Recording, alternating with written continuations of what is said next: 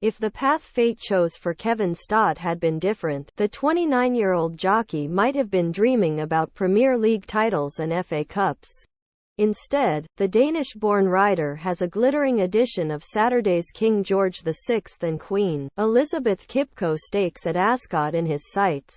Stott partners Derby runner-up King of Steel, whose rematch with Auguste Rodin, the horse that beat him at Epsom, is only one of a fascinating clutch of threads in a contest the jockey understandably describes as the flat race of the season.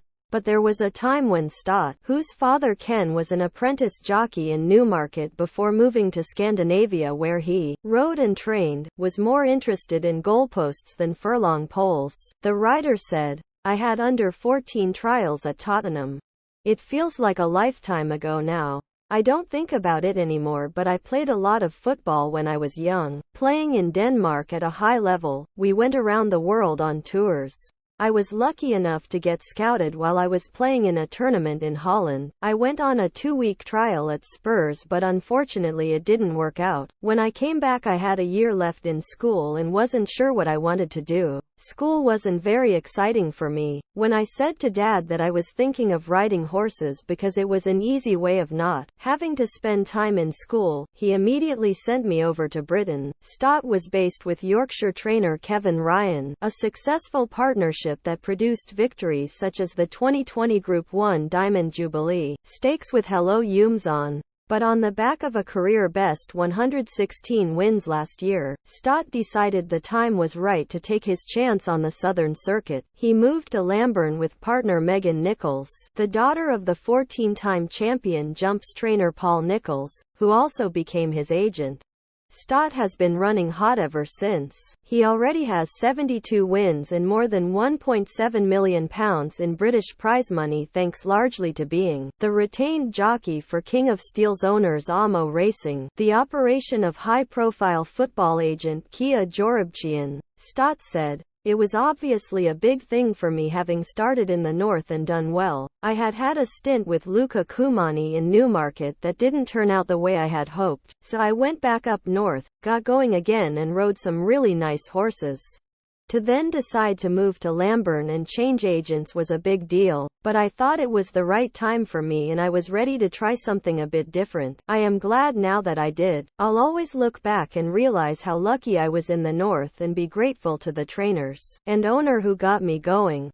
They started my career. Kevin was my boss for a long time and I rode my first Group 1 winner for him. We remain very good friends." Stott's victories this summer have included the Group 2 King Edward VII Stakes at Royal Ascot, on King of Steel plus last week's Group 2 Duchess of Cambridgeshire Stakes at Newmarket on Persian Dreamer. Stott has one jockey brother Mark who is still riding in Scandinavia and a second, Nikolai, working for Newmarket trainer William Haggis after he rode and trained in his homeland. Now as he approaches his 30s, Stott added, "To be noticed more regularly, you have to be riding in the better races.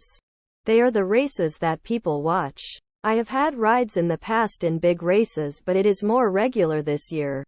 It has boosted my career and moved it a step forward. I made the decision to come south as a freelance and then within a couple of months I got the Amo job. It was not something I expected. Looking back, it is quite surreal how a little change can lead to such a big change." Virtually the only thing Stott would change in the last 6 months is his half-length defeat in the Derby. King of Steel's loss was a bitter pill to swallow, especially after the colt had grabbed a lead of more than 2 lengths with less than a quarter mile to race. The third-placed horse White Birch was almost 5 lengths behind. Stott was the definition of crestfallen after the Classic, and the inevitable speculation was about whether King of Steel having to race at Epsom on his seasonal debut. He refused to go into the starting stalls for his prep race in the Dante Stakes at York, had played a part. Stott said, "Everyone wants to win the Derby. It is the biggest race of the year. I've watched the replay a good few times and still do, but I wouldn't have changed anything I did. We just got run down by the better horse on the day. Between the 3 and 2 furlong pole I was in front by 2 and a bit lengths. Next thing I was screaming for the finish line. People say if King of Steel had run in the Dante, what would have happened? We'll never know, but at least we get a second chance to see if we can turn it around.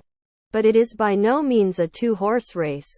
There are so many high-quality horses in there. Avenging that Epsom defeat is Stott's aim, and he is encouraged that King of Steel backed up his Derby run with a 3.5-length Royal Ascot victory. The jockey reckons would have been even more impressive if the early stages of the contest hadn't been run at a snail's pace.